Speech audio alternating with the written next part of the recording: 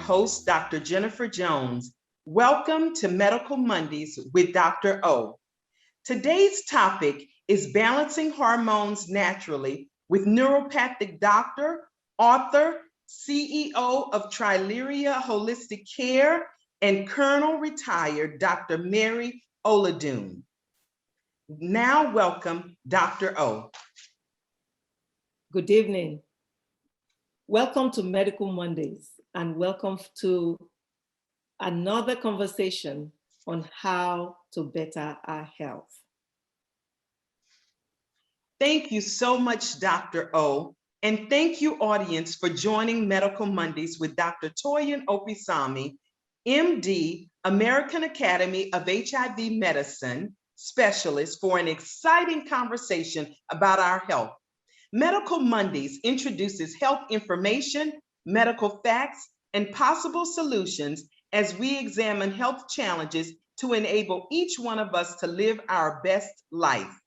Whether providing high-quality medical care for families and individuals through Gennesaret Medical Center, providing care for vulnerable communities through Global Vision Health Center, or providing medical missions in the U.S. or abroad, Dr. Opesami is committed to changing lives through healthcare wherever she goes, one person, one family, and one community at a time.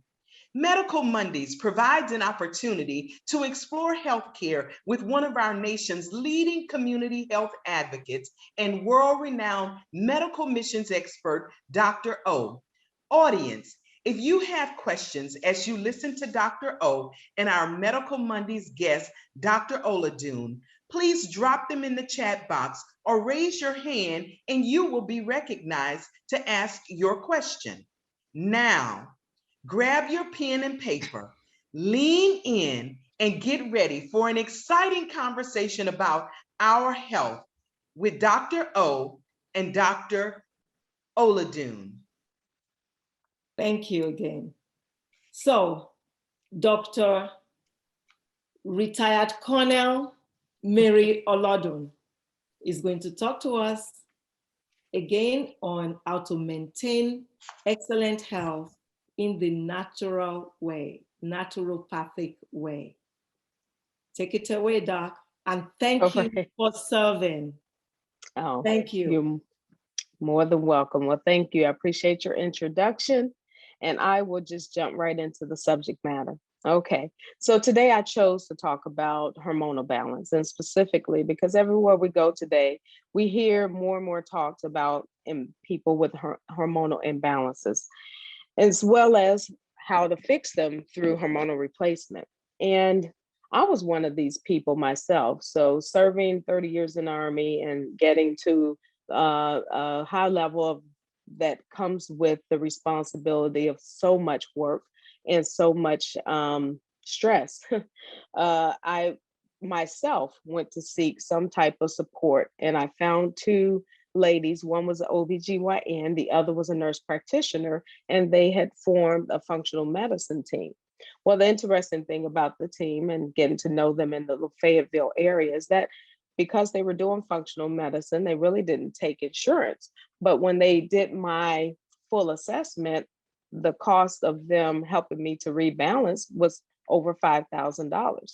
So this is a lot of cash for soldiers to spit out, when, especially when we're used to having our health care covered as one of our benefits. And so that made me have to put on my little doctor hat and start to do my own research and figure out how can I do this, but do it naturally. And lo and behold, it was interesting to me because I didn't fully understand. And I know unless you literally studied male and female anatomy, there's a lot to learn about hormones, because hormones there's over 150 different hormones in the body, and they all do different things, and they pretty much tell our organs what to do, and it helps our brain to process information. So hormones are extremely important, but what am I doing wrong in my body that I can do? Can I actually balance them normally, I mean, naturally, or will I have to go and, pay all this big money to someone to help me to do that? Well, just this year, believe it or not, I retired last year, so I didn't find my answer in the service. So I believe God was telling me it's time for me to move on, because I literally could do more for people outside than I could in. And so I came across a program called Keto Green. And this is a program that was developed by Dr. Anna Cabeca in her book, The Hormone Fix by Dr. Anna Cabeca. I was floored because as I read through the book, it all made sense to me. I had heard of keto before, most of us have, right? And even with the Atkins diet, all of that was kind of taking the ketosis into consideration. And I'll explain what I mean by all of this a little bit further along. But I never prescribed to keto, not one time, even when I was in the service, because I knew it was not the whole answer. And it was very unhealthy to take in a lot of protein without having the vitamins and the minerals to support the body. So I just never sat well with me. And the interesting thing is I'm giving this class now for my church, and I'm doing it on Saturdays. And I had a lady, when I explained this, the importance of the whole alkalinity, ketone in this class. And one lady stood up and she said, I did keto for years. She said, the first time I did it, I came down with meningitis. The second time I did it, I came down with the shingles. She said, it just didn't feel like I was doing the right thing. I said, well, you'll lose the weight, but that's all you're concerned about. For me, I'm not concerned just about the weight. I'm concerned about all these symptoms. So let's talk about some of the symptoms that people have when they actually are going through a lot of the hormonal change. Because what people sometimes don't understand is for women, our change of hormones happen as teenagers, right? Typically, when you begin your menses, that's when the hormone change happens, and that's when women go into their childbearing years. And you're in your childbearing years really up to the age of 40-ish, right?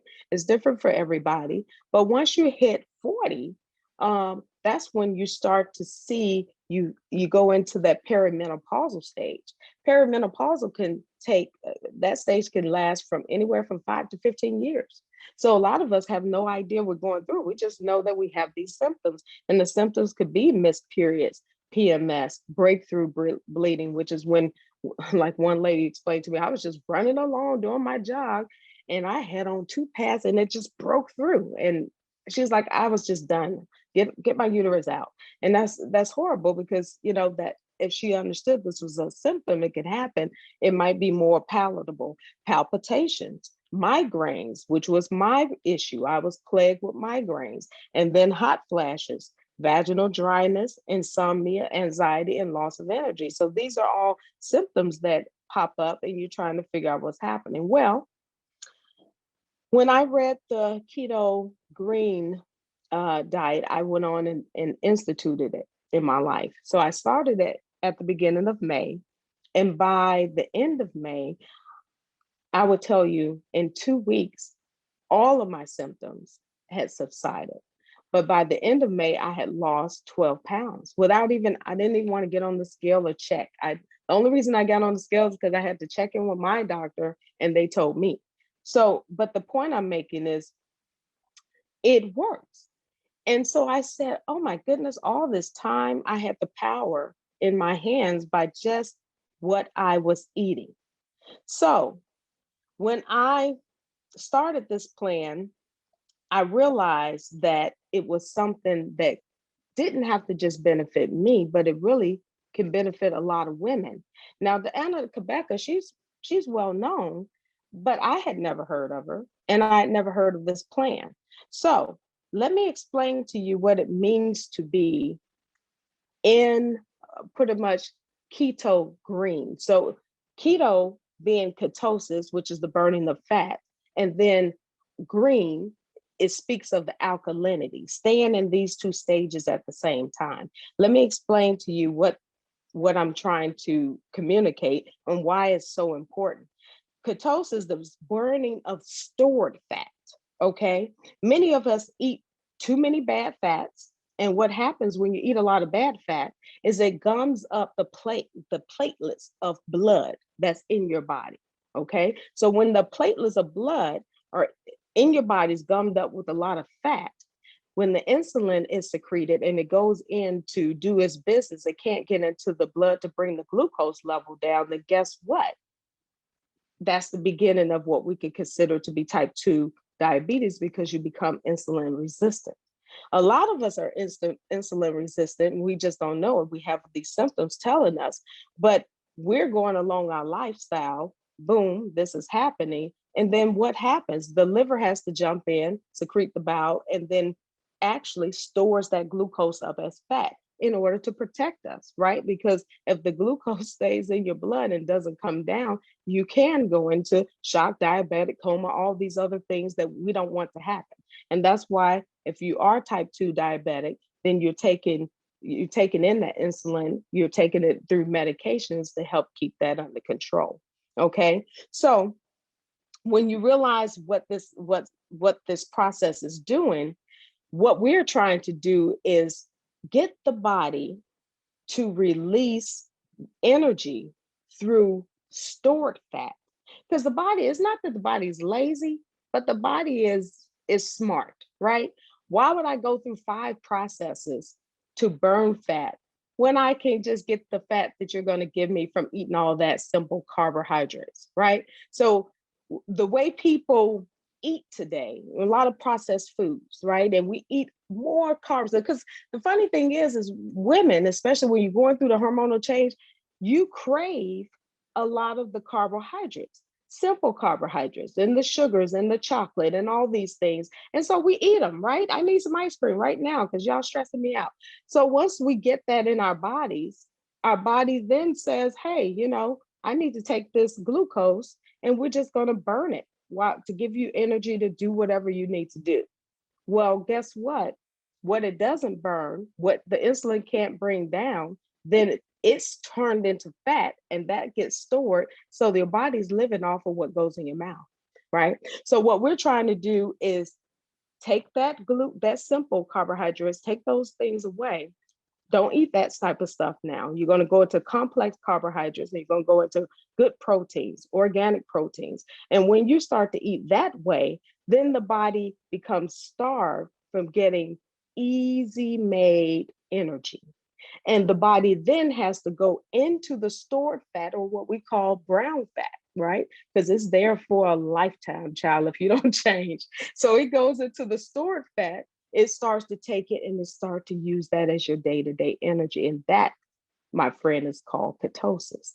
So we're in this diet, we're trying to keep you in ketosis. Now, that's no secret because that's what Atkins, that's what keto diet is. Now, the alkaline piece. The alkaline piece is keeping the body's pH between the levels of 7 and 8.5. That's what we're trying to keep your alkaline level between these two numbers. Why? Because an acidic environment is different from an alkaline environment in that disease actually feeds off of the acid. Disease of any kind, it feeds off of being in an acidic environment. And a disease cannot, for whatever reason, exist in a fully alkaline environment. So you are changing the dynamic of the health, but also when you eat food, right?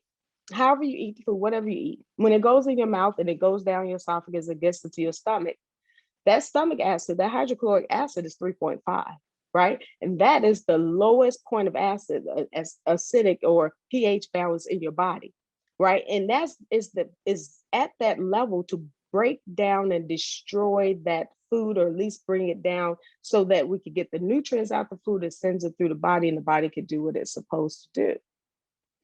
However, when that food that you just ate hits your intestines, it must be at 7.5 or or higher, or else the body could go into shock. So that's what causes your adrenals to really push out as much alkalinity as possible. All of the hormones that's inside of your adrenal glands is squeezed out into your intestines and helps the body to keep that level at 7.5. Now, what's interesting about that is if you're eating a whole bunch of acidic foods, then you're using up the alkalinity in your adrenal, in your body, in your hormones.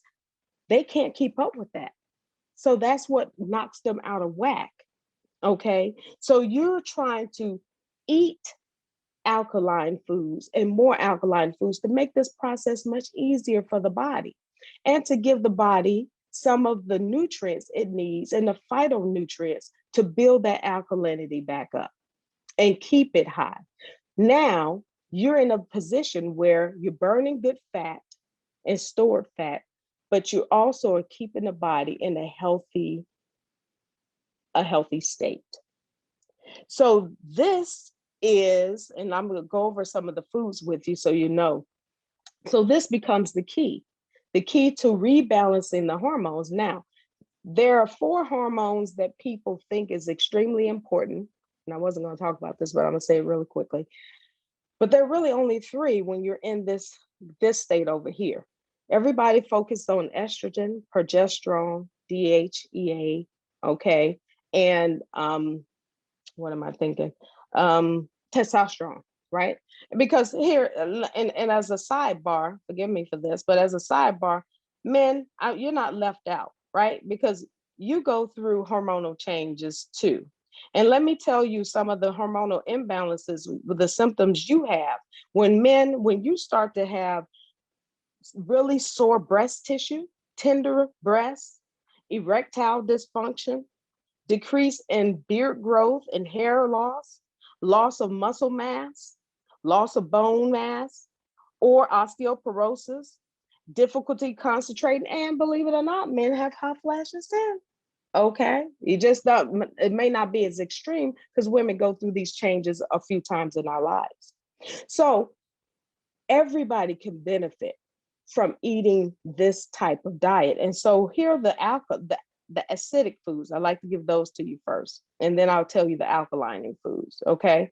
So the acidic foods would be meats, grains, pastas, dairy, unsprouted beans, refined sugar, flour, rice, carbonated drinks, and alcohol. Do I need to say that again? Let's say it backwards.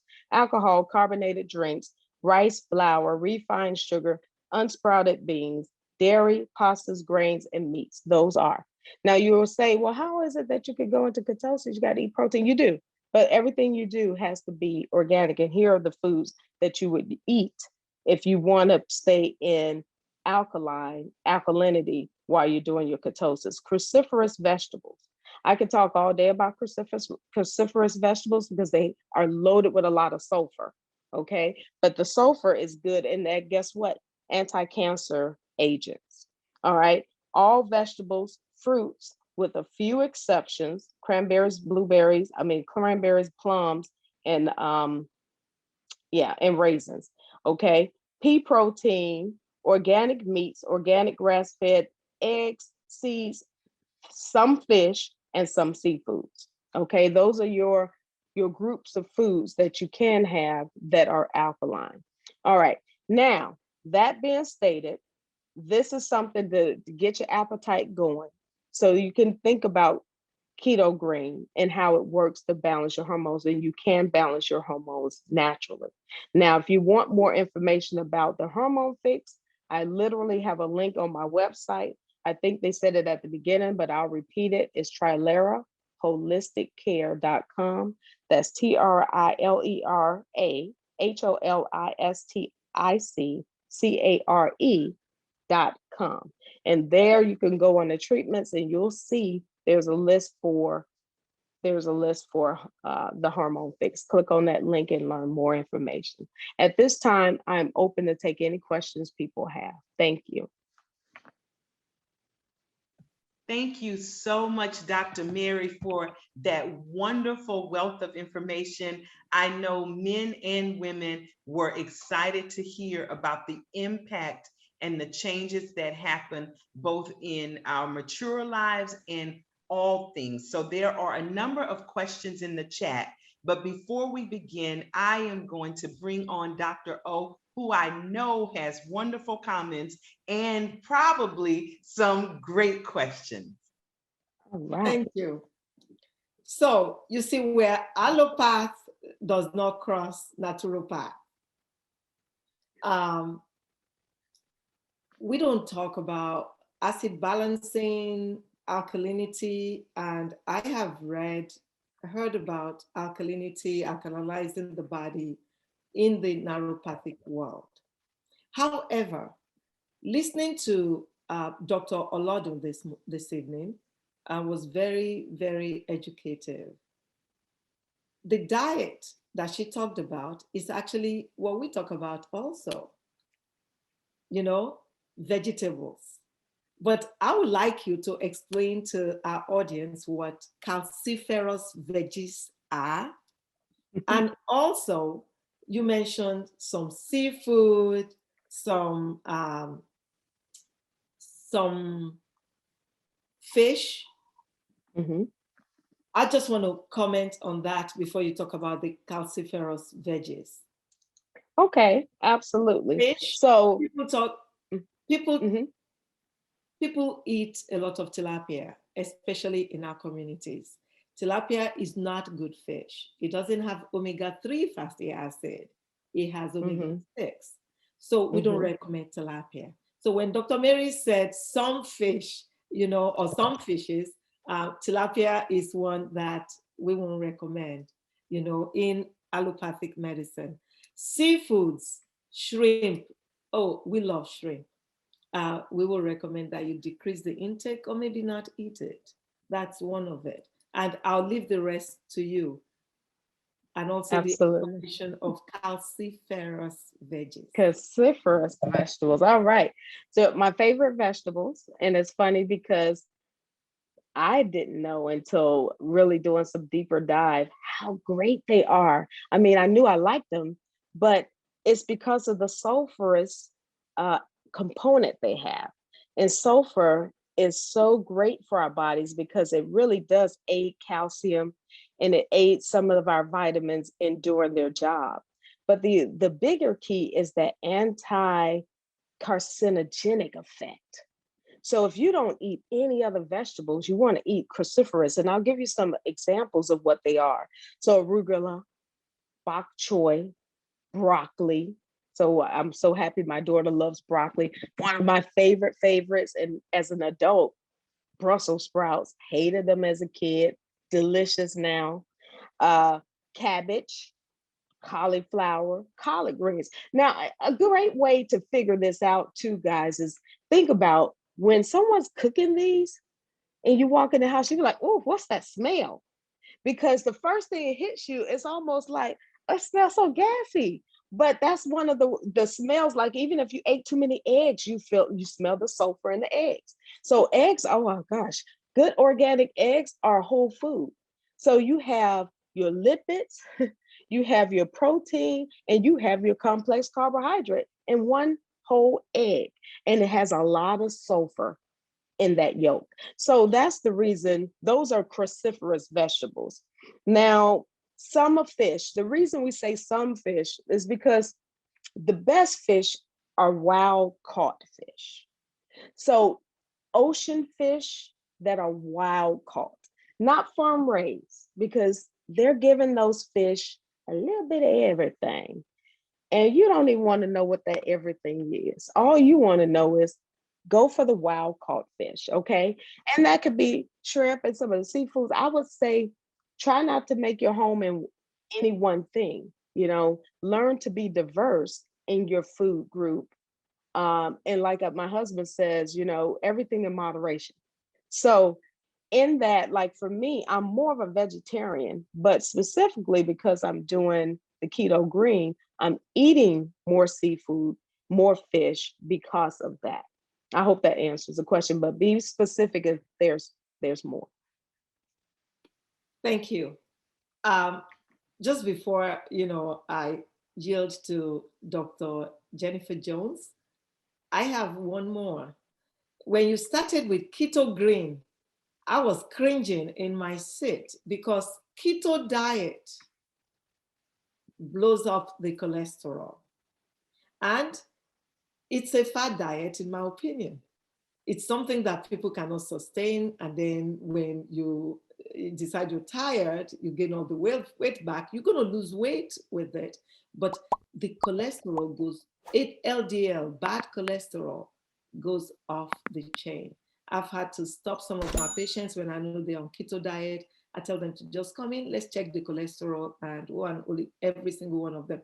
But that's not what you were talking about. Keto green. Keto green is different. I learned that just by the time you finish talking, that it's different. This is actually healthy eating, and everything in moderation. I think it would work. It would be fantastic. Yes, and I actually, like for my dinner tonight, I had a huge bowl of raw kale and mixed in with some romaines, some leaves. I had some onions, cruciferous. I had garlic as cruciferous as well, but I had the garlic in there. I actually had a whole avocado because a big key to this is lots and lots and lots of good fat, right? Not the bad stuff, the good stuff. So I had the avocado in. I actually threw in some grass-fed organic cheese, a little bit of cheddar, not a lot, but a little bit. And then I had balsamic vinegar, right? Poured over the salad. And then I threw in what was left of my husband and my daughter's broccoli stir fry. So they had a broccoli, I made it for them, but I had a broccoli stir fry that I made for them. I threw that in, and boy, when I say my tummy is full and my body is full of happiness, and I know I'm still in ketosis, and at the same time, I got the protein. Oh, I had seeds, nuts and seeds all in that salad. Oh my goodness, delicious, delicious. So I tell you, it's more, you're eating, the protein is about a fifth of this plate. The fats actually is more. You're eating by percentile more fats. And then the rest would be the complex carbohydrate, but your plate will look more like these are the vegetables, here's the fat, here's the protein. So, and maybe two shrimp were in there. So there you go. I mean, but that's kind of how you do it to stay healthy. And I bet you in 2 weeks, if you can start that diet, do the cleanse properly, get into it, you'll notice all these symptoms turn around. You'll be sleeping at night like a baby. Thank you. Drinking your water, half your body weight in ounces. Gotta drink that water or else you won't see it. That's why I'm always sipping my water. Dr. O. Too. The other Dr. O. Me too. Always drinking my water. That is so fabulous. Thank you so much, Dr. O, for your fabulous questions to kickstart our Q&A session. And thank you so much, Dr. Mary, for just a volume of beautiful information. So we're going to go through some questions. And while you may have already presented them in your presentation, and we can just respond with a quick answer so that our audience can get information and make sure that we leave, because I even have like, wait a minute, I got this. I drop your website in the chat, but I also need you to go back in because I think I missed something. So your presentation was absolutely wonderful, absolutely in-depth. We thank you and appreciate you. And let's get started. Our first question tonight is, what is the effect of hormones in food related to your body? And if the questioner can tell me if I get this right. You know how they're saying like, oh, the chicken, the meats have hormones ingested in them. How does that affect us when we're trying to eat a healthy diet? Gotcha. Yes, ma'am. So you are what you eat. The hormones that they are injecting animals they're being injected for one purpose, is to make them big over a shorter period of time. So a chicken's normal growth rate is 9 months, let's say 9 to 12 months, depending on the chicken. The FDA requires that chicken to be a certain amount of weight before it's killed. They are injecting the chickens with the hormones, in all animals, but specifically the chickens, right? With this hormone. And it only takes them 3 months to get to that size. So you're eating these baby chickens that are just bloated. They're not real chickens at this point, in my opinion. But when you take in the hormones, unless you're going to bulk up, these hormones are harming your body and they're throwing your body into an imbalanced state. That's why you're seeing people past obesity. They are morbid today, morbidly obese, because we didn't grow up on hormones. Our families raised their animals naturally. And this was something that has happened and transpired with grocery and agriculture in the last 20 to 30 years. So now we're seeing the effects of it. It's not healthy. So eat organics. That's why. Beautiful. Thank you so much. Our next question is, what's the difference between the hormones of men and women when we're thinking about hormones and their effect on the body? You did an excellent job of sharing how the change of life, that men have a hormonal change of life as well. And so can you just talk about hormones, what they are, what they do, and how they impact the body? That's a great question. And that's a lot in that question.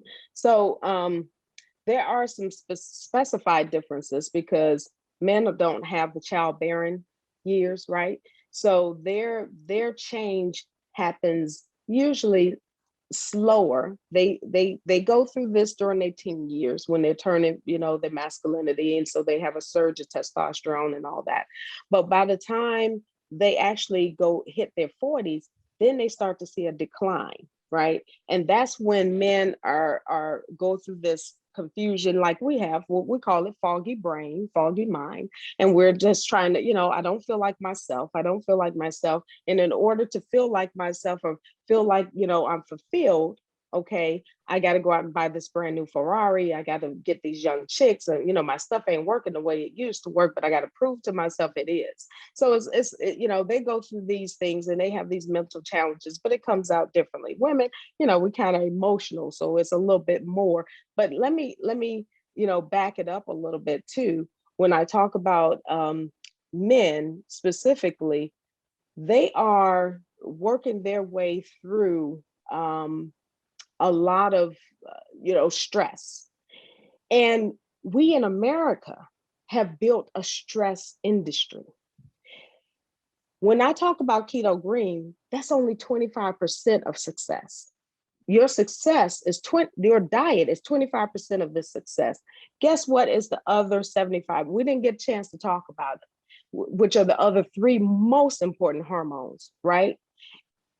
75% is how you live, okay? How you balance insulin, how you balance your cortisol levels, and how you balance your oxytocin level. Now, cortisol, we talked about insulin, we talked about insulin resistance a little bit, but we didn't talk about cortisol. Cortisol is that one hormone that is our fight or flight hormone, right? So when it comes into play, usually you up against the bear. We all like to say a bear has presented itself. You're going to do one or two things. You're going to either flight, run as fast as you can from that bear so you don't get eaten, or you're going to fight the bear and hope he still doesn't eat you, right? But that's the level of surge that's happening in your body. And when you are in that state of fight or flight, you have no need to eat. So your metabolism drops, right? So now you got this hormone levels really high in your belly and all this, but everything else slows down so that your physical body can speed up. And most people in America live in fight or flight. I lived in it. The reason I couldn't lose weight, I was always a healthy eater. Well, except for when I was a kid and ate all that sugar. That's another story. That's the reason I became a doctor. But when I was in the military, I was a healthy eater. But guess what? It made no difference because I was always in fight or flight. I had high cortisol levels. I had to fight the generals every day. I had to fly away from the dangers of our job. I had to always think about, and me being a female And being a Black female, sitting around the table with just about all white males, I had to sometimes mentally fight to be heard. So it was always, and I told my husband, when I get up, I'll go to work with a knot in my stomach. When I was a little girl, I grew up on the south side of Chicago. I was already ready to use these. But when I was in the military, I was always ready to use my mental boxing hands, fists. So my point is, when I came out, all of that settled in. And now the oxytocin, which is the opposite of cortisol, the oxytocin is what gives you peace. It is the levels that, when you laugh, you're admitting the oxytocin goes up. When you hug people, the oxytocin increases. When you cradle your cat or your children, the oxytocin increases. When you're working in your purpose and you're happy, the oxytocin increases. So all of us can benefit from learning how to get those levels rebalanced in the right position. That's your 75%. So if I can help people to live right, life, a lot of your health problems will take care of themselves. I hope I answered your question. That was an absolutely amazing answer to the question. I want you to repeat for us those 3 hormones that we're regulating. Absolutely. So first, insulin, right? We're trying not to be insulin resistant. And we talked in depth about insulin. So your insulin, So you want to insulin keep is that the balance. diet, and cortisone and oxytocin are for your lifestyle. Right. Cortisol, keeping that cortisol as low as possible. When you need cortisol, somebody breaking your house, you need it. That's the time to pull it out during emergencies. But if you find that you are in your job every day and you have stress all the time because you're always this, and you're not getting away from it some kind of way when you come home, and to bring those levels down, you're not able to really manage it, or you haven't got to the place where you realize, oh, it's gonna be all right, I ain't worried about that. Then you need to rethink some things. But you want to institute everything in your lifestyle that will help bring the oxytocin levels up high as possible. Keep them up high. Like right now, I love my new home and I got so much peace being here at Hilton Head. It's like a virtual vacation. That I was either going to live here, Hawaii, or some desert island. So this actually helps me keep my oxytocin levels really high. You have to figure out what's going to help you with yours. Well, Dr.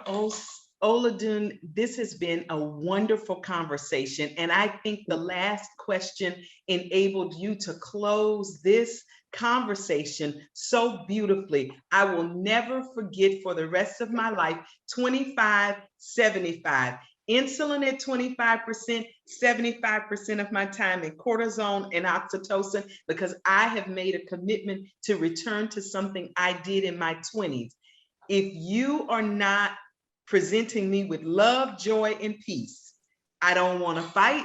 I don't want to argue. I can walk away in grace, bless and release things that don't serve me so that I could focus. When I was young, it was about school. Now I say it's about profitable revenue. So if I'm not making profitable revenue and experiencing love, joy, and peace, or doing things that add value for those 2 things, I don't do it. And you just gave me a reason. I'm going to text it, tweet it, Facebook it, Instagram it. I might even do a TikTok dance tonight. So thank you so much.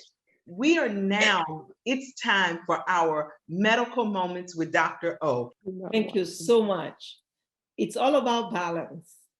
And this is what we've talked about, all these last weeks. With every speaker that has been on Medical Mondays, it's the same thing: balancing, doing everything in moderation, and making right choices. We've heard again tonight, stress. We need to alleviate stress in our lives. That's the bottom line. It's not about, life is not about what I can get. We need to have calm and, just peace in our lives. And we need to work towards that. Thank you so much. Thank you so much. You're more than welcome. More than welcome. I'll come on anytime. God bless all of you, and I appreciate the opportunity. Thank you. Thank you. Thank you, Dr. O. Thank you, Dr. Mary. And thank each one of tonight's Medical Mondays participants. As we continue our mission to educate, inspire, and empower you and give you medical information and more, we are going to continue conversations like this one, looking at a holistic approach to wellness, to health, to nutrition and fitness, to boost and in the amount of joy and, what did you say, Dr. O? Peace for the soul. Please share the Medical Mondays link and invite your family, friends, faith-based, nonprofit, and community organizations. Invite your colleagues and coworkers and individuals in your community to join us. Email us if you have questions or need additional information at MedicalMondaysDr.O@gmail.com. That's MedicalMondaysDr.O@gmail.com. Please subscribe to our Medical Mondays channel on YouTube and be sure to hit the notification bell on the page. Get as many people as you can to subscribe to our YouTube channel to be notified about future shows and join us with one click of a button. And most importantly, remember our Medical Mondays mantra, the power of prevention. Hashtag strong health, strong future. Dr. O, we're going to continue with our Q&A session. We have some awesome questions, Dr. Mary, in the chat box, and we have one participant waiting. But before we do, I want us to talk about our Medical Mondays VIPs and champions. We are so fortunate that every week we have more than 50, sometimes over 100 guests on Medical Mondays. We want to continue to expand our Medical Mondays audience. You know that I have a mission to make Dr. O a household name and to get Dr. O on networks, platforms, whatever we are going to be able to do. It's in God's hands, but we're going to definitely do the work. And so if you can send the link, I'll drop it in the chat to our YouTube channel to others so that if they can't join us on Mondays at 7 o'clock, they have access 24/7, 365 through YouTube. We want to increase Dr. O's subscribership and all of her presence because we want this gift of knowledge, this gift of spiritual uplift, this gift of information to be shared with audiences all over the world. So thank you, everyone. Now for our Medical Mondays guests. Dr. O, do you have someone who has won our Medical Mondays competition this week? No, not here, but we're recognizing Nigerian participants today. And if they may not be able to unmute their mics? They may not be able to unmute they will unmute their mics, but they may not be able to unmute their videos. It's past midnight over there. It's actually past 1 a.m., almost 2 a.m. now, I believe, in Nigeria. So if they would just please shout out and we will get their gifts to them. So I'm looking to see, I have Mrs. Kehinde Ayodele was here before, and she shouted out. I think she's left. She's here. Can you please unmute? Kindly unmute. Okay, I'm asking you to unmute.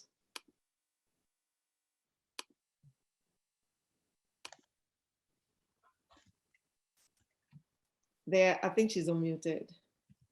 Can you introduce yourself, please? She did earlier on. She greeted us. Sister Kehinde Ayodele. And then we have our other sister. I'm trying to look for her, so I come in. Miriam Oguntimeyin. Anyways, they were in. Hello. Hello, thank Hello. you. Thank you, Dr. O. Thank Dr. you. Jennifer, good evening. Good evening, and thank you, and congratulations on being a Medical Mondays VIP. Thank you very much. I appreciate it. You're very welcome. Thank you. God bless you for always Thank being you, here. Thank you, Dr. O. So for all of our new participants tonight, our Medical Mondays VIP and Medical Mondays champions are individuals who have invited between 10 to 25 persons to get a VIP status, or between over 25 to get a champion status. So we have wonderful Medical Mondays champions and wonderful Medical Mondays VIPs. And tonight, what you hear Dr. O sharing is that the gift of Medical Mondays VIPs are being granted to our wonderful, wonderful, wonderful Medical Mondays family members from Nigeria who are here every week, despite the show airing near midnight. They are committed and a part of the family. And so, Dr. O, if you want to restate the names one more time so that our audience can applaud and we can get back to our Q&A session. Mrs. Marian Ogutumeyin and Kehinde Ayodele. And I want to recognize participants from the UK and Canada. So if you can unmute, I don't want to go through searching again, and just say hello to us. That would be fantastic. And Dr. O, I'm going to put us on gallery view. So those who can unmute your cameras, or take your cameras and unmute yourselves. And for our Canadian and UK family, shout out, and we'll go back so that we can see your faces if your camera is on. Everyone, please give a round of applause to our VIP winners.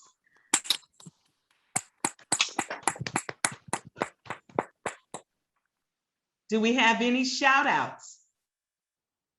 I think they're shy. Okay. Hi. Hi. Oh, hi. Hello. Please introduce yourself, please. I'm calling from Canada. Yay. Yay. From Canada. Thank you. Welcome. You're welcome. How about Miss Ojumosu from London?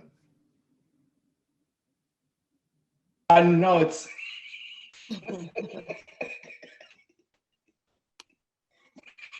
Odile, I see you. Thank you all so much. We really, really, really appreciate that you enable us to say that Medical Mondays is an international production. So thank you so much for all that you're doing to help us and bless us and keep us moving forward. If anyone else has anything, please let us know. I'm going to go to you, Dr. Mary, and then I'm going to go to Madam Laura to ask questions. I was going to ask if you can go to my Madam Laura first. She has to go. She has to go to Bible study. Madam Laura, we love you. And that's why I asked you, I sent her a direct message to say, hang in there, you'll be first. Madam Laura, please unmute yourself. And thank you, Dr. JJ. We have all these acronyms. I love your step and repeat. And Dr. O, I'm not happy. What happened to our background? What happened? Oh, they yelled at me to do it. I was nervous. Okay, no, we got to have it on. That's our brand. We got to have it on. Anyway, my question is about alkaline water, because I think that Dr. Mary talked about don't ingest too much alkalinity or whatever. I don't understand all those terms, but I drink lots of alkaline water. Is that a problem? No, it's the opposite. So you do want to do alkaline. You want to do any and all things alkaline. You don't want to do too much acidic. So you're doing the right thing. Keep it up. Thank you. See, Dr. Ho, you heard that. I passed.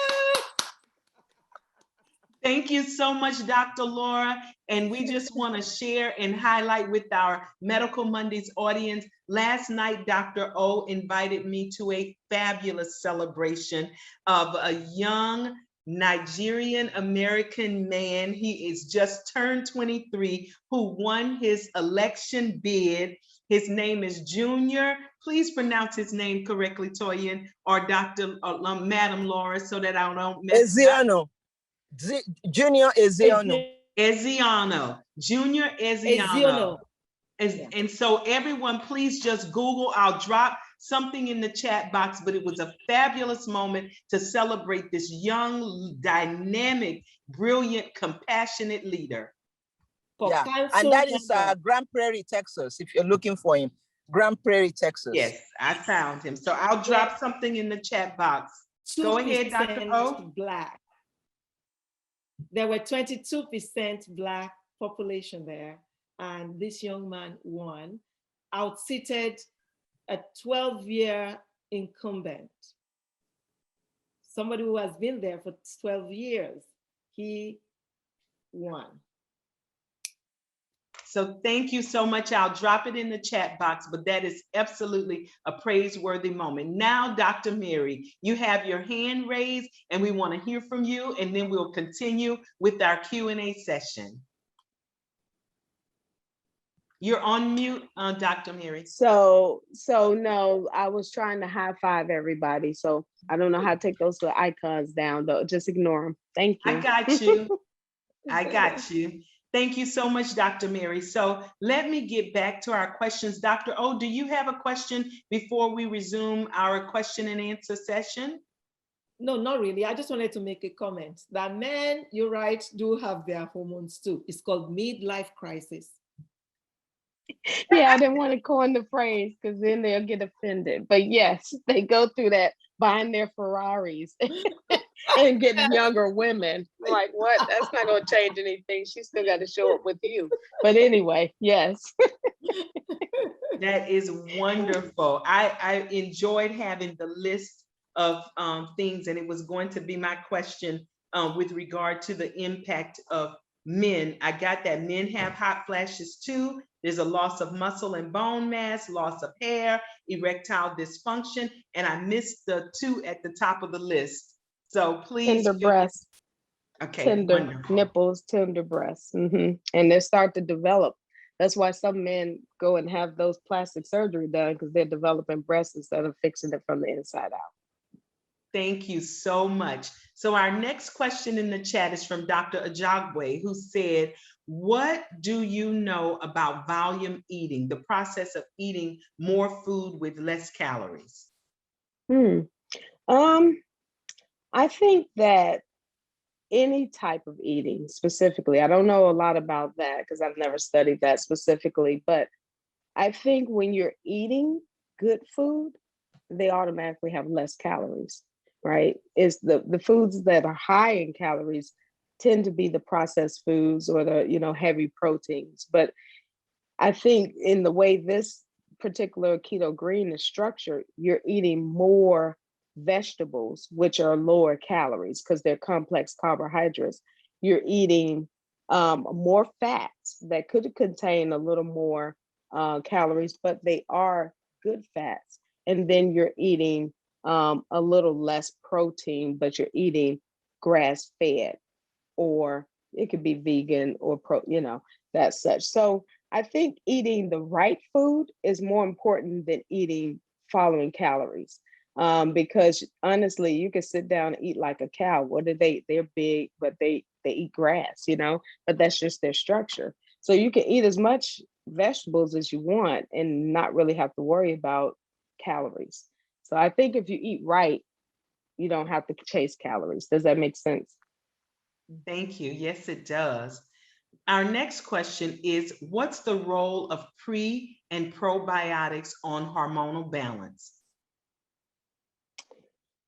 So when it comes to hormonal balance, I don't know a specified role, but I would tell you that prebiotics and probiotics are important for gut health. Okay. So if the pre is what you should be eating prior to eating food to prepare the gut for what's to come. right? And it really does help. And that's why some people will drink, in some countries, they will drink kefir or something, prior to taking their meal in to prepare the gut and start the process of digestion. But also, it's like kine would be for a baby cow, taking in the mom's fat to prepare the gut so that it can process and digest food properly. And that's what your prebiotics are doing. The probiotics are actually helping to put good bacteria back into the colon that sometimes gets stripped because people either, one, are having issues keeping the right amount of balance in their colon, because some folks get diarrhea and these other things. People are not eating enough vegetables or fiber to move things along, so they end up having constipation, and that knocks off the balance of the intestines.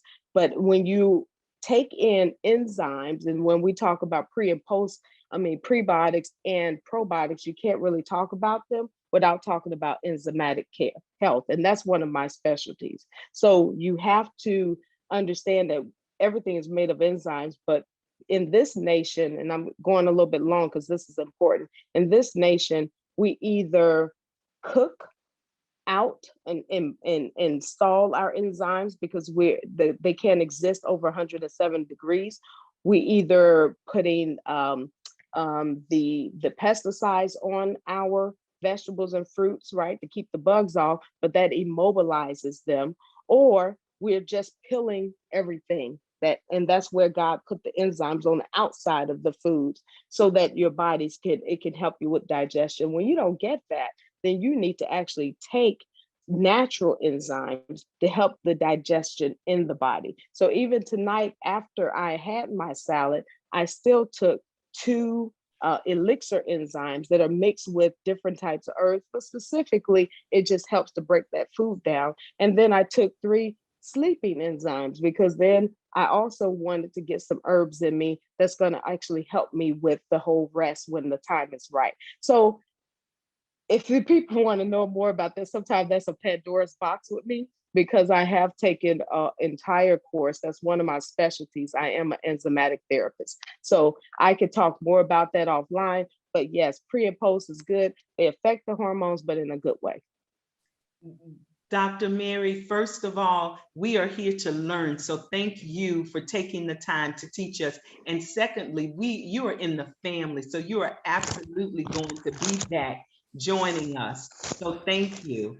A follow-up to the question about pre and probiotics was, can you say something about kombucha and kimchi? There's so much in in every store now. We see kombucha, different drinks and so forth. Can you say something about those two? Yes, thank you for bringing it up, right? Because I'm like, I could talk about it too. Kombucha is made of a host of different types of mushrooms, right? And the mushrooms are cruciferous vegetables too, okay? But they're fermented, right? And the fermentation is a great element because it actually breaks down those enzymes, it draws them out, but it also almost makes it into the elixir that your body uses and can use to keep your immunity boosted. So you see more and more about it because of the time we're in. Everybody's talking about, hey, do whatever you got to do, keep the immune up, right? So it does help support the immune system. When I was in the service, I used to take something called chawa. Chawa is considered to be the formula of the shogun. It's Japanese. And so it had a green tea base. It had ashwagandha root, which Africans know what that is, right? It had the ginseng in it, but it also had 3 different types of mushrooms. And that kept me not just alert, but it kept me alive because it really did keep my energy and my immunity high. Kimchi works the same way. Love kimchi. God, I got some in the fridge now. And kimchi, they're 4-minute vegetables. Now check this out. America, y'all gonna open Pandora's box. I'm telling you, I'm about to get on my soapbox. I was trying to be nice. America, we're number 3, last time I checked, number 3 in the world of medical technology. We got some of the best medical technology in the world, and that might have changed over some time. But we were like number 37 when it comes to health. Guess who's at the top? Koreans. Why? Because they eat a lot of kimchi. They ferment their vegetables, and this becomes medicine for the soul. So now you're talking about prebiotics, you're talking about probiotics, you're talking about enzymes, and you're talking about cruciferous vegetables because they're using cabbage and all this at the same time. That keeps those people, I don't care how great their medical system is, that keeps them alive, and it keeps them at the top of the charts when it comes to health. So I really do employ people to eat it. You know, I've taught my children. My son now is 25, and he would tell me when he was in college, he's like, I'm feeling a little tickle in my throat. I'm going to the store to get some kabushka. And he knew that would just knock it out. So if you can't get to some garlic, which is an antiviral, biotic, and an anti-fungal, okay? So 3 in 1, when people talk about not having a cure for the common cold. But if you can't get to garlic, you can get some kabushka, take it. That right there will help knock anything out. It is very good to keep in your diet. I hope I answered the question. That was wonderful. You absolutely did answer it absolutely wonderfully. And we just are going to be so excited to have you back to do more. Another question is, what advantage do we get on taking lime or lemons instead of vitamin C tablets? Yeah. Okay. So I don't know about instead, but I will say what you're getting with lime and lemons is something that's a little bit miraculous. It's an astringent for the body, right? Lemons and limes. But specifically, and I'll talk more about lemons because limes is just a little bit different. But lemons and limes, when you take them, they're acidic in their own state. But once they hit the body, they turn alkaline. So if you don't do anything else in the morning, it's great to wake up, get you a half a cup of hot water, and get you a half of a lemon, squeeze it in there. You can even add a tablespoon of apple cider vinegar to it, as a little cayenne pepper to open up the cells. But you drink that, and that actually cleanses mucus lining. It helps to actually push out toxins out your body, and it prepares the colon, right, for its daily practice. That right there becomes a great jump start to your day. And then of course it does other things like wakens the cells, get you all ready, get your energy going. I wouldn't say it replaces your vitamin C tablets because I'm not sure why you're taking vitamin C, and you may need more depending on your state. I'm going into a company here called Holistic Wellness Detox Center. And the lady just showed me a vitamin C that's so potent. It helped to cure her from cancer, and it helped to cure somebody else she knew from COVID. And this stuff, they call it high potency vitamin C. It comes in a big bottle, but she says you would do this instead of having those IV infusions. So it's something to be said about high amounts of vitamin C, but I think why you take it will depend on which you take. Does that make sense? Absolutely. May I add? Go right ahead. If you are not looking to lose weight, be careful with those lemons. I'm still struggling to put back the weight I lost. You got other for things. Lemon, for incorporating it into my diet, putting it in my drink, eating it all day long. Thank God for Papa Mike Oye, who came here to diagnose my weight loss. My God. He saw me and said, oh, you've been eating lemon like this all day long. That's why you're losing weight. All day. So if you're not looking to lose weight, the lemon Don't take it. Don't take it all day. Just take it first thing in the morning before breakfast. And then stop later. I ate it all day with the skin. I washed it. And I will cut them up and freeze them because I don't have time in the morning, dump them into my teacup in the morning. And after that first cup of tea, I drank warm water all day long and ate the lemon. When it comes into my mouth, I just ate them all day long. Then when I'm ready to wash my cup at night, I ate all the rest of it and just started dropping weight. Didn't know why, because I eat. And you're stressed. Let me tell you something, Dr. O. No, you probably only had the lemons. Everybody need to know you don't need to drink lemons like that. And I will tell you, everything in moderation. Good example. Dr. Mary, you just said something that Dr. O has been saying, right next to balance, right next to prevention. She has been saying those exact words, everything in moderation. Forget these diets and these fads.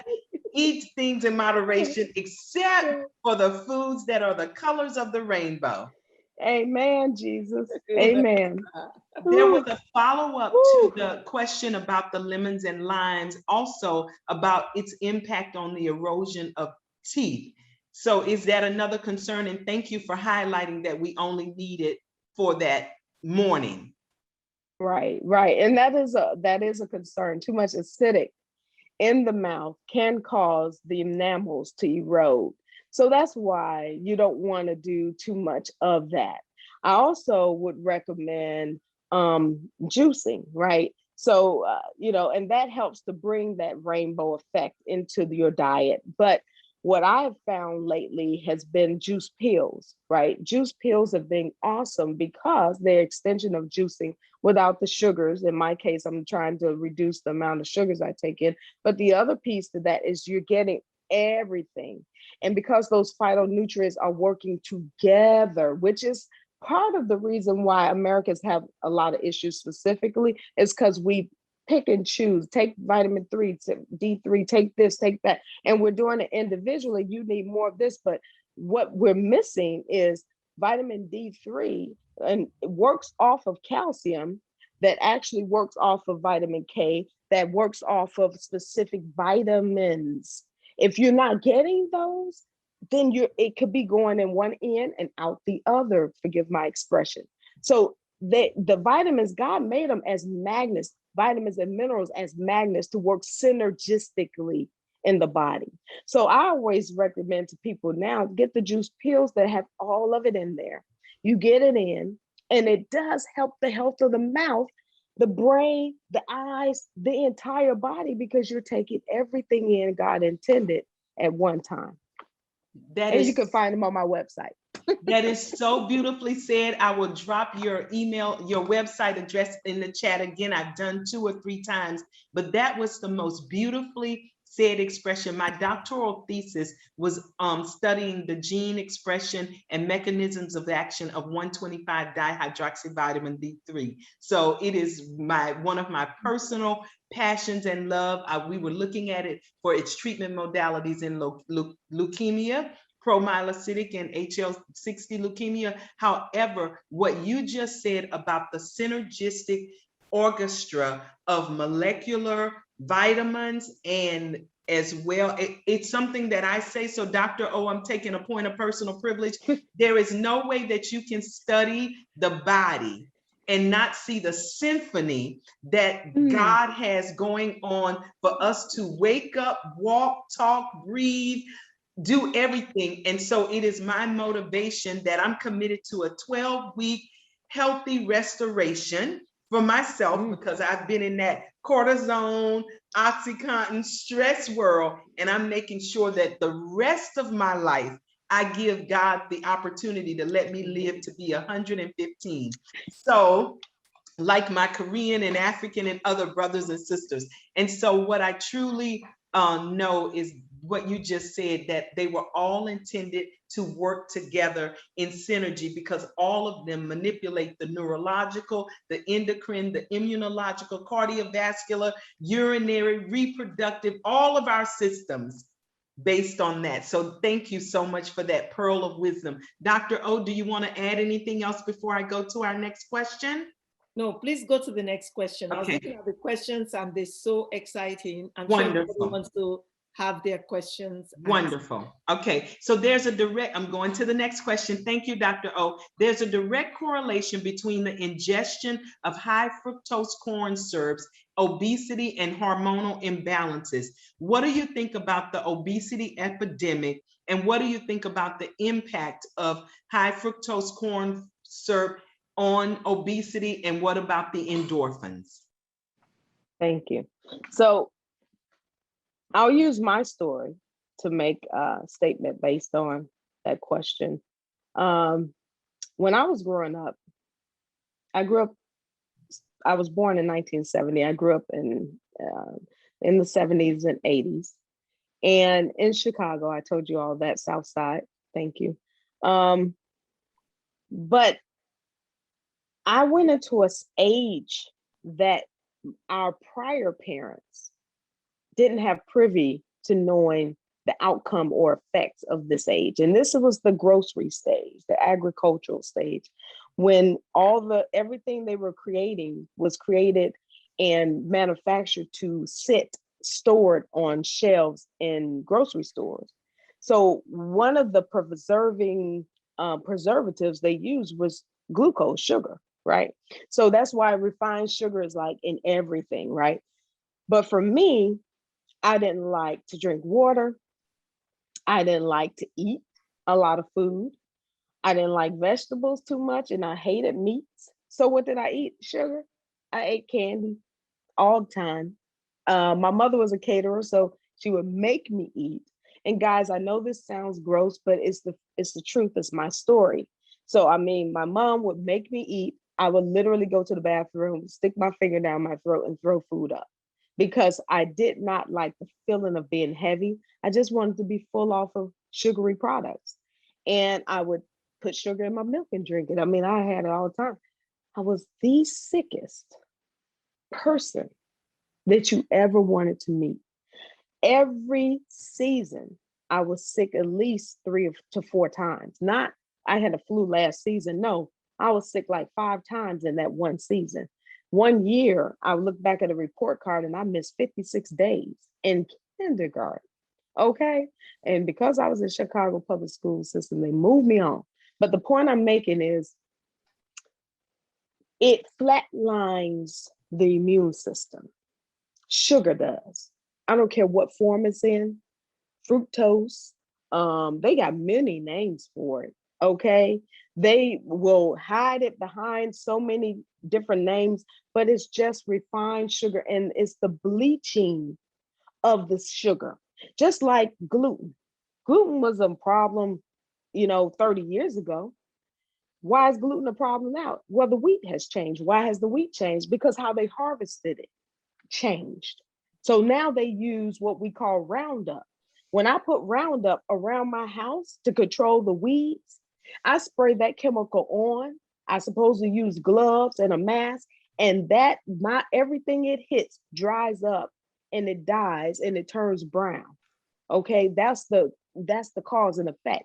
So if they're harvesting wheat with Roundup and different chemicals, don't you realize that when they compound it and take the flour from it, the effects of that chemical is still binding to that particular item?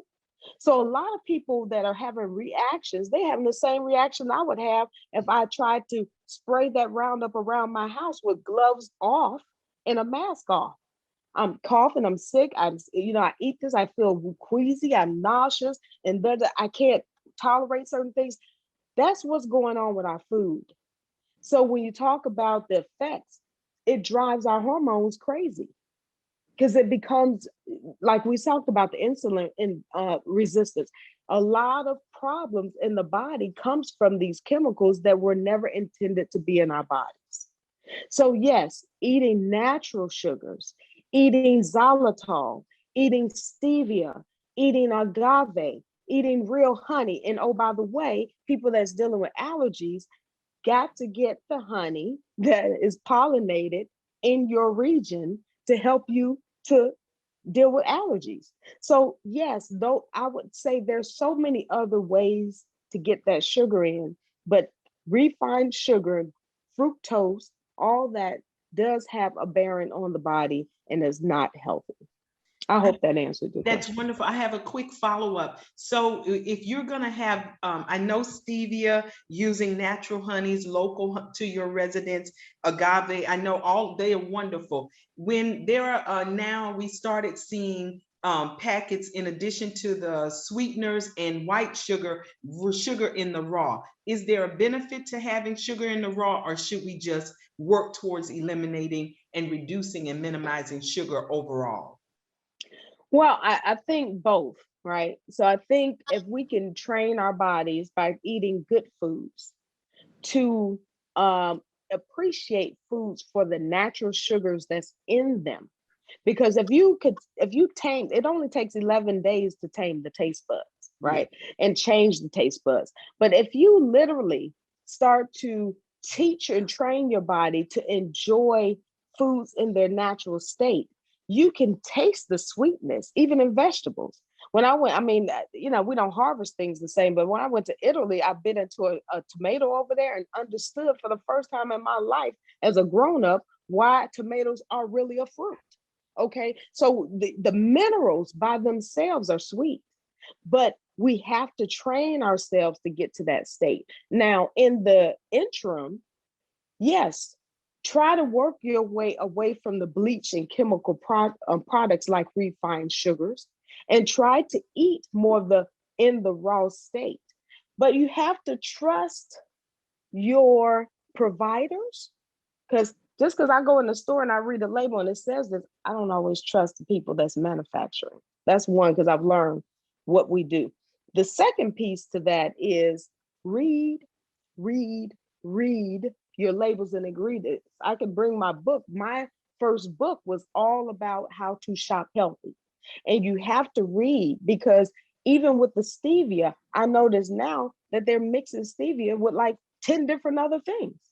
I'm looking for just stevia. I don't want nothing else in it, So that's the reason why I would tell you, yes, but try to get to the point where you don't need sugar. Yes. But when you do have sugar, make sure you're taking in a natural form of sugar or sweetener that's real. Does that make sense? Absolutely. Thank you. Our next question is, what do you think about over-the-counter hormonal replacement like black cohosh?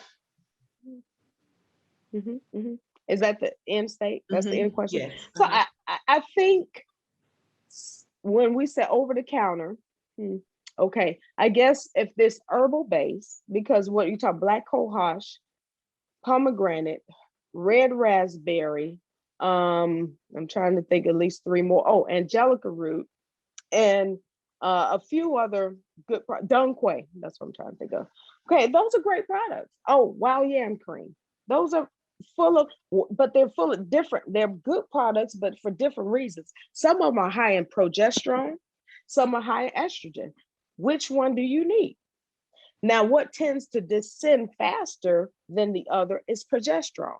That's the first thing that starts to decline. And that's the reason why, just as a doc in the box kind of response to when people say they have hormonal imbalances, you just say, well, start with, progesterone replacements, right? And see if that works for you. But honestly, everything's declined, and women have testosterone and that declines, and the estrogen and the DHEA, it declines. So I would say do so still if you can under some type of provider's care, like myself, like Dr. O, like some of our doctors who understand the holistic approach. Don't just do it just thinking you're going to answer the call. But I don't have anything. Matter of fact, I recommended those for a long time to people, that just wants to do some type of herbal remedy.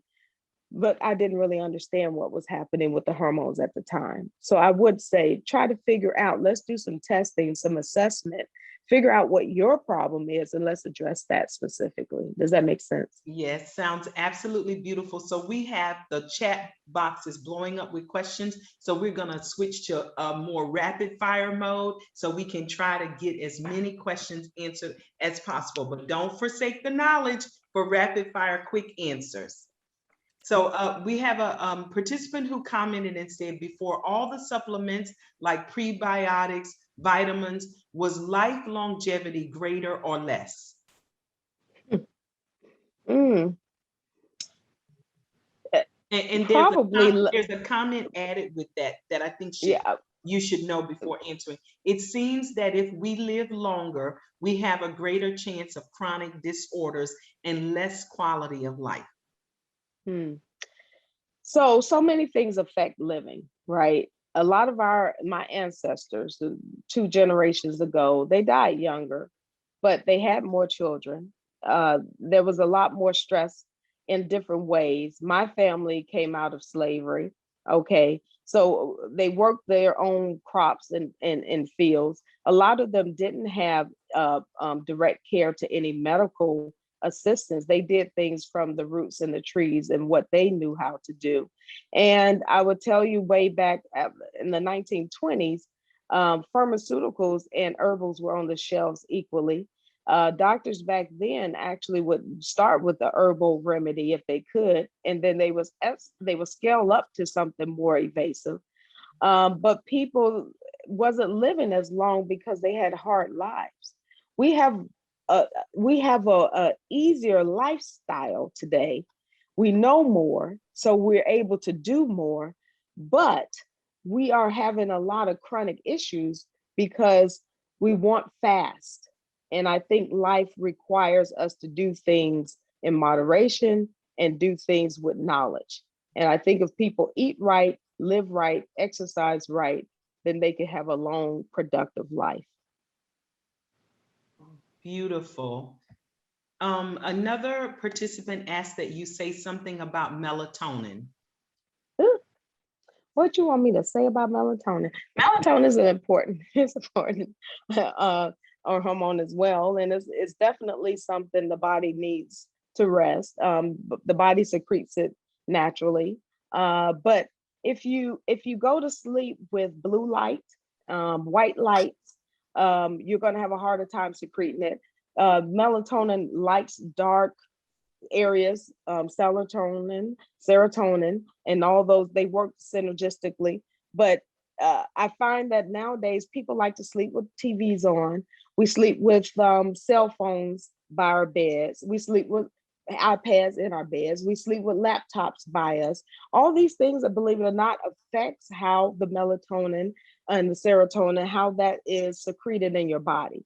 And that's why you have lower levels. And that's why people are like, well, I don't sleep long. I can't sleep long. I wake up or, something. Well, you have all this white noise that's disturbing your atmosphere. Like for me, I have a rule. Lights go off at a certain time.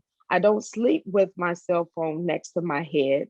I sleep with salt lamps that helps with the negative ions. I don't have it on now. I wish I could show you all, but I do have this on. And this is the electromagnetic field protector because I'm always around some type of cell phones and magnetics. And those things help the body to actually secrete melatonin better.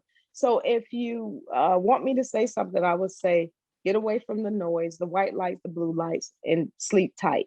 One last note too, I just discovered there's some glasses, and I do mean these kind of glasses, that actually has special lenses now in them that helps people to go into a melatonic state before they go to sleep. So by Felix Gray, that's something you can look into. Thank you. How much does abstaining from foods and drinking water contribute to balancing hormones? That's a good contribution. Actually, it does help. Fasting, they said, is one of the greatest ways to kind of help the body because you give the body some rest and you give the body opportunity to rebalance itself. So drinking water is very important, right? Because we're 70 to 80% water. Water synthesizes everything else. And so if you can drink that water and then actually allow your body to rest about 13 to 16 hours from the time you eat dinner until you eat again, you have that lemon water in the morning, but that really does help the body to rebalance the hormones as well. Can you repeat that one more time? So if we're going to have fasting, for how long, how often? Is this something we should do once a day, once a week, once a month, quarterly, once a year, and for how long? And the drinking of the water in the 13 hours. Can you repeat that one more time? Be glad to. So long-term fasting is a different story. And I think that should be only based on your health, whether you could do 2 or 3 days. But in terms of daily fasting, from the time you have dinner until the time you eat the next day, 13 to 16 hours is recommended. Okay, that gives the body that time to turn over. You daily, you want to have at least half your weight in ounces of filtered water if you don't have anything, better, distilled, alkaline, whatever you're doing. But you want to have half your body weight in ounces every day of water. And those two items together does help the body to rebalance the hormones as well. Thank you. I'm a water connoisseur. Do you have a preference between like Fuji, purified, purified or alkaline water? If you had to give a person a preference, or water. So Janice, you're opening Pandora's box. My husband and I used to own a water store. Okay, so when we talk about water, I have to be very careful because of the fact that there's so many different types. I don't know if Penta water is a 5 cluster water. Yes. And that goes into the body very fast. So that's great for rehydrating the body naturally if you don't have time for anything else. But honestly, because I have so many clients who don't drink water at all, I just tell people, I just want you to drink water. I don't even care what kind of water it is. I used to say, get alkaline water. I used to say, if you're doing certain things, you want distilled water because you don't want to pull out some of it. Depending on what type of medications you're taking, the alkaline water might not be healthy for you because it could be drained in those medications faster than not. But my point is, today, people just want to drink anything but water. So I would just encourage people to drink half your body weight in ounces every day, and you'll be successful. Does that make sense? That's wonderful. Yeah, I used to have boxes of Penta and Excel shipped to my house. So thank you for that. It was a question in the chat as well. The person asked, so water is water. First drink water, then think about the quality of the water. Okay, thank you. Excellent. Thank you. Someone said, I've heard that drinking water first thing upon waking up is good. So you already shared that having water and lemon water, which is the best thing to drink first in the morning? 2 glasses of water or the lemon pepper and apple cider vinegar solution? So what I recommend to my clients is put a glass of water by your bed at night. Before your feet hit the floor, drink about 8 ounces of water. And you do that by swallowing 8 times. Don't make it complicated. When people say a cup of water, just drink. Every time you take a sip, try to drink 8, just take 8 swallows. You're getting about 8 ounces in. And that turns on the mechanism in your body to say, hey, I'm dehydrated. I want to drink water. Give me water now. You will find that your mouth is drier and you'll recognize it more during the day if you start every day like that. So the first water I drink is just plain water in the morning because I drink when I'm on the edge of my bed. And then when I get to the kitchen, moving around, I make my half a glass of lemon water. Does that answer that question? Thank you. Yes, it's wonderful. Absolutely. What do you think about genetically modified foods, GMO foods, and in their relationships to our bodies? Well, the first thing come to mind is hated it. It's unhealthy. Genetically modified foods, in my opinion, are not foods. They're synthetics, and I feel about them the way I do about, any type of synthetic going into the body. It has its purpose, and I understand why they created many forms to be, against pestilence. I understand the theory and the science behind it. I just still push people to farm raised foods, organic foods, and because the body it really does processes them differently. So you want to give your body as much real food. That's where people like me will say, you're eating real food more than anything else. Does that make sense? Oh, I can't hear you. Yes, it absolutely does. Another question was, how do you know organic foods are truly organic? So there's 4 different levels of organic. right? And it's all in America. It's all, and I have to preference this since we have international audiences. In America, their actual criteria for how foods are labeled. Most time people don't pay attention. So I just tell people here, when you're looking at produce, make sure you're going with the label that starts with the digit 9. It's usually 5 digits in the digit 9, you know, it's organic or supposed to be. If you know people, if you live around a farm area, because what happens behind there, you'll never know. You and I will never know. So don't plague your mind with that, because that causes your cortisol level to go up and your oxytocin to go down. What you need to have, because you got to have a little bit of faith in life. All right. So, but if you live near a farming community that does like drop-offs, there are a lot of places you might need to look into it that have big farming communities, and they will bring food and farm foods, you know, raise food to your home, and they can guarantee they're not raising it that way. You could go visit those farms to see how they are raising their fruits, vegetables, and animals to make yourself feel a little bit better. But I tell you one thing, I have friends who have a farm, and when Dr. O and Caprice come here, they're going to get a chance to go over there, and they are raising their own chickens. And when I crack those chicken eggs into a bowl next to what I could get in the store, whether it's organic or not, those chicken eggs they're raising, that's living off the foods that they're raising and they're eating, are richer, they're bigger, they actually taste better. And so I say the same thing about real chicken. There's fiber in the chicken. If you could bite a piece of chicken that's just a chunk, that's not the way chicken should be. They're fibers. Chicken have always had, and it has a flavor. I don't care what people say. So I say that to say you have to just know food to know a counterfeit when it crosses your path. Thank you so much. Another question was about what benefits do we get from nitrite oxide in respect to lowering blood pressure? I'm not an expert on that in and of itself. What I could tell you is when people come to me with blood pressure issues, I specifically tell them to start with garlic, okay?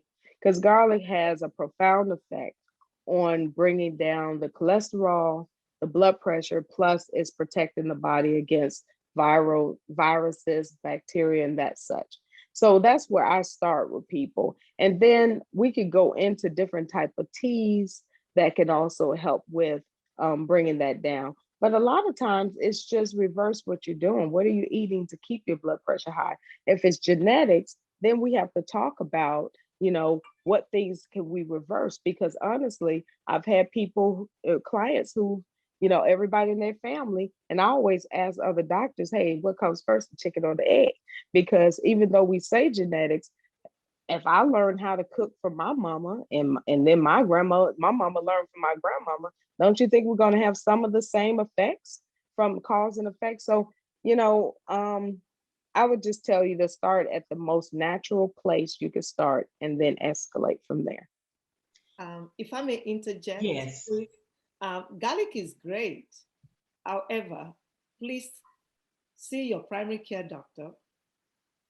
Start medication if your blood pressure needs medication. I've seen bad things happen, and I've not seen these naturopathic things actually do the needful when it comes to high blood pressure. It's a silent killer, and without any warning, people can have a heart attack, stroke, congestive heart failure, kidney failure, or blindness.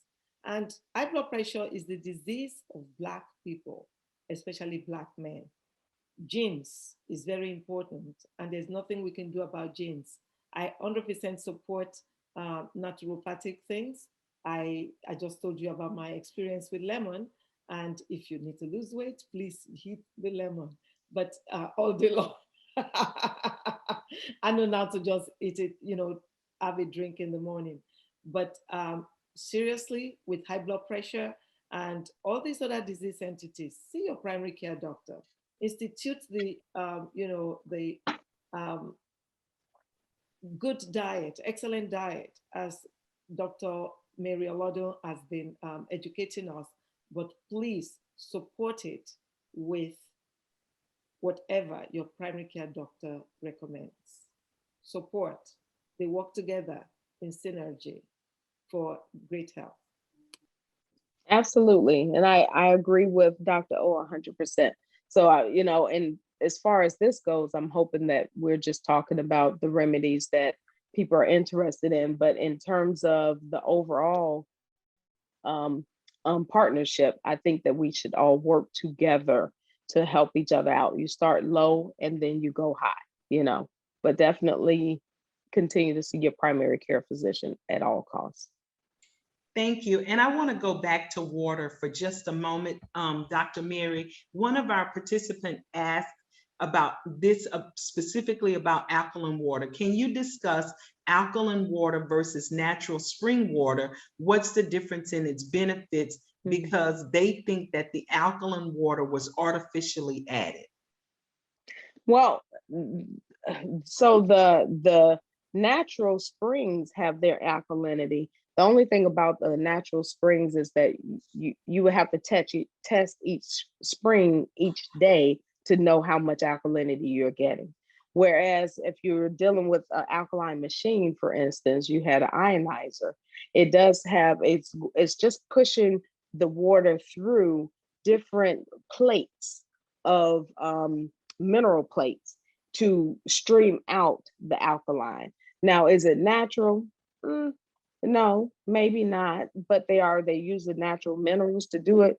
Well, yeah, they are. So it's a process that helps to filter water so that you're not getting bad bacteria, but it's also putting good stuff in it. So I would just say, and they do have some that's gravity that's done with just the minerals from the earth. So it just depends on, I think, what you have access to, but just know that the natural spring is one that you don't know all of what you may be getting. Thank you so much. And we had a question. I'm going to drop this in the chat box. Someone wanted to know the title of your book. And I know that it's the My Little Green book, your first book that you talked about. Can you just share just a tidbit about the book? And I'm putting in the chat your website. It's in your about and how they can purchase it. Oh, okay. Well, thank you.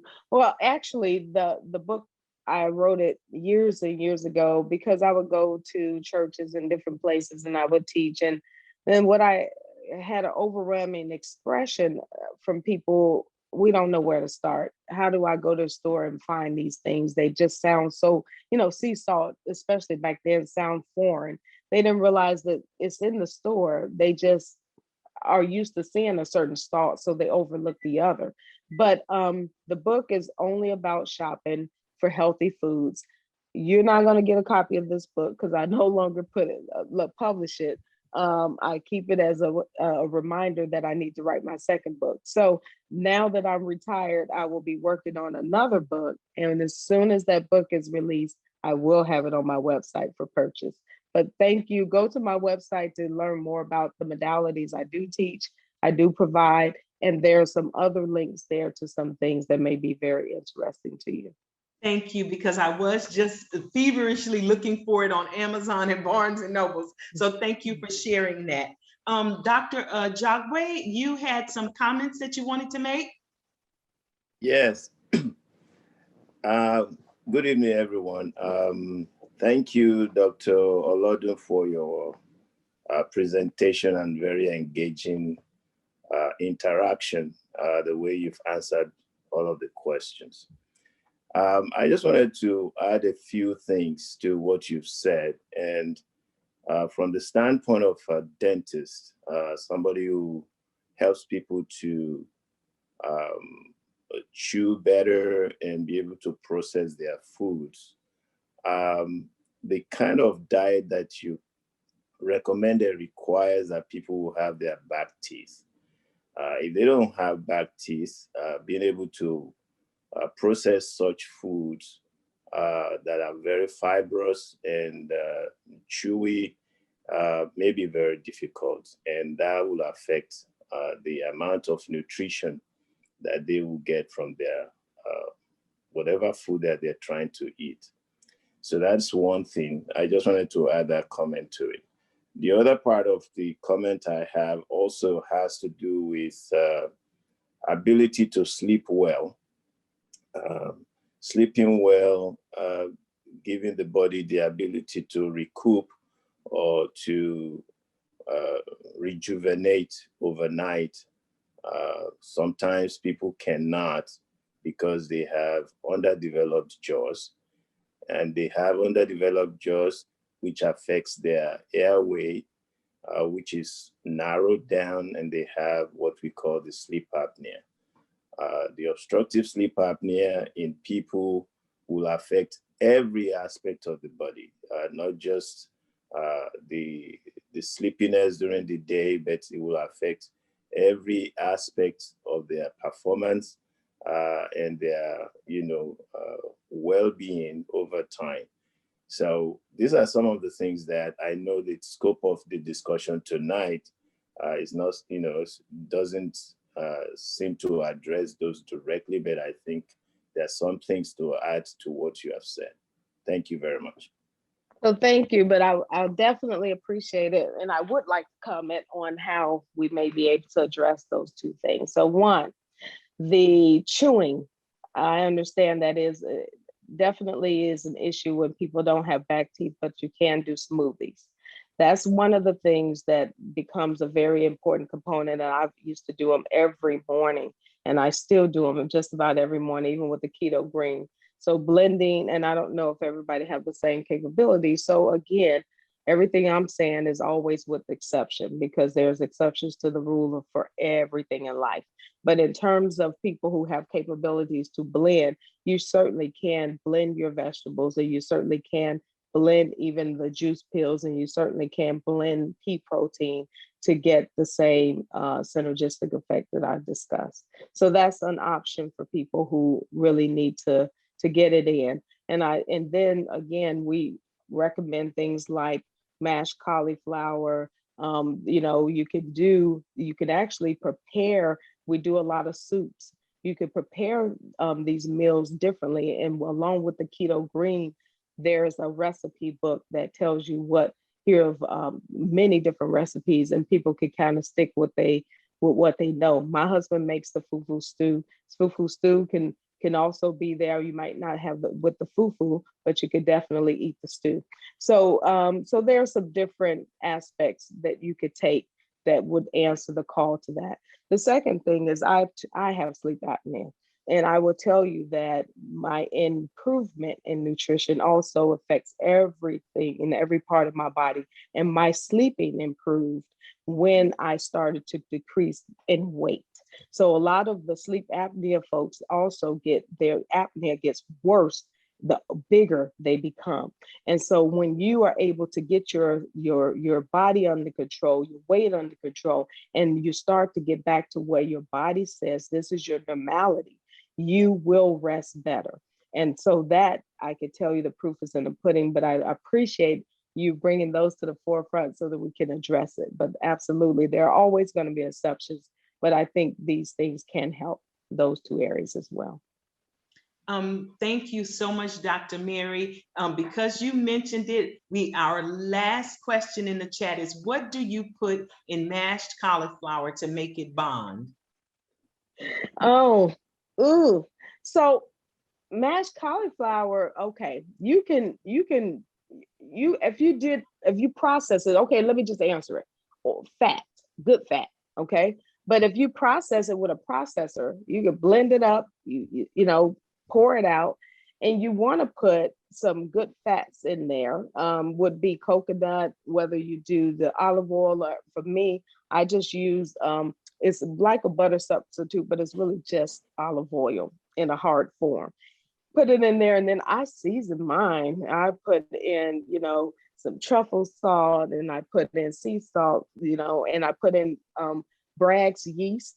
Is delicious. So there's a black yeast seasoning. I put in Bragg's amino acid, and then I, put in some seasoning flakes like basil and thyme and that such. So by the time you eat it, it's like a mashed potatoes, but it's delicious, and I put a little bit in my salad today. So You can do a lot with that. Thank you so much, Dr. Mary. Can I add, please? Yes. There's a trick. If you use ground, What? Dr. Jagbe taught me this. Ground Flaxseed, maybe? flaxseed. Thank you. Okay. Yeah, flaxseed. Thank you, sis. Ground flaxseed. If you put it in the cauliflower, or even if you do something like the oatmeal powder that you put it in, it gels very well. The grounded one. Yeah, but on keto, you would do the flaxseed and not the oats. But the flaxseed would be good. And guess what? Your grounded flaxseed, you add a little bit of water to it, and you mix that baby up, and that's your substitute egg as well. You'll be surprised what you could do with ground flaxseed. You could make just an egg, like a little vegan omelet. Wow. That's I wonderful. wanted to mention that you were the one who taught me to get all my fruits, because we don't have time to, every morning wash these fruits and then, and blend them. So Dr. Okodun taught me to buy all my fruits and then, bag them, put everything, just little bits of the berries, the kiwi, the kale. You remember that kale, vegetable, because that's what I like. And, apple, just a little bit of everything in each, bag it, and then, put them in a bigger freezer bag and freeze them. And in the mornings, or you can put them out overnight so they can thaw. In the mornings, you blend them, they're ready. You don't have to be cutting fruits or anything. You just dump it into your blender or into whatever you use to make your smoothies. So, that's right. And that's what may I say something too about cauliflower? Yeah. You can actually get the riced cauliflower and steam it basically just like rice. And you can saute onions and pepper and everything and have them mixed together. And if you season them very well, I'm sure you wouldn't want to eat any other thing in place of cauliflower. If it's done very well, you don't even need to worry about mashing or anything like that. Just get the rice cauliflower and you'll be happy about it. Yeah, that's good. Thank you so much. And there was also a comment in the chat about using mucilin husk as well. Can you talk about that? I was going to ask the other doctor, do you know about mucilin husk? Have you used it? Is it mucilin husk? Dr. Jagbe. Or is it psyllium husk? I know about psyllium husk, but in the chat, they put mucilin husk. It's mucilin husk. Dr. Jagbe. Yeah, well, psyllium husk is actually the thing that they use in muesli. So if you go into the store and you're looking for muesli, you will not find it. But if you look for psyllium, it's Psyllium. Psyllium husk, you find it in different brands. And some of them, have name brands that you can recognize. But essentially, it's psyllium husk. They're pretty much like... Tracy has it in the chat for anyone who wants. Yeah. Somebody has put it in the chat box. So psyllium husk is good if you want something to pretty much like hardener, if you want to use that term. If you want something to bind together, you use psyllium husks, or you can use a guar gum, which is another product that is available and is food grade guar gum that you can use also. Yes, right. It's wonderful because I use psyllium husk whenever I'm going to have a 3-day fast. I use psyllium husk with pure cranberry water. I do lemon water in the morning, and the psyllium husk and pure cranberry water helps to clean my colon completely. And I've been doing that since I was very young, because I used to have a tremendous amount of gastrointestinal challenges. And so it was something I every month I purge and clean my colon and all. And can I give people a quick formula dealing with Yes. psyllium host? In terms of the intestines, a great cleanser would be the psyllium host, which as a fiber, hydrogenated bentonite, that is a bulker, and it actually does the sucking of the toxins out of the colon. Chlorophyll, right? So that is your lubricant that comes from the plant. And then something to move it along, like a laxative, but specifically, I like Cascada Sagrada. As long as you're not taking it too long, it's pretty good for the body. So though that combination by itself is a very good natural colon cleanse, and I wouldn't do it for longer than 30 days at a time. Mm-hmm. Thank you so much. So Dr. Mary, we just appreciate you. Somebody is asking something, if psyllium husk is a natural product. It's a natural fiber. Yes. Fiber. It is natural. It's natural. Yeah. Okay. Thank you, Dr. O, so much. I missed it with the other messages. Thank you so much.